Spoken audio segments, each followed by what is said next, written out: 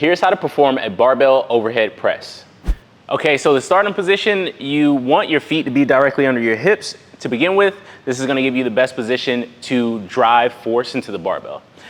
Your hand placement, I like to go a thumb's length away from the edge of the knurling, or you can think about going right outside shoulder width, but you just wanna make sure your hands are evenly spaced on the bar, okay?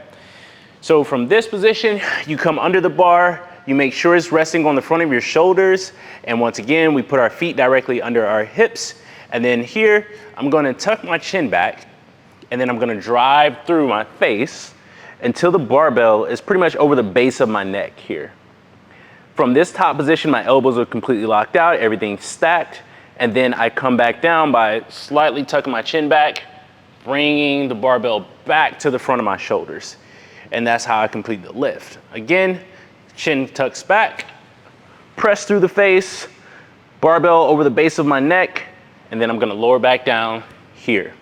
As I'm pressing, I'm making sure that I'm not arching through my lower back, so I squeeze my glutes tightly in order to prevent that position or that movement from happening.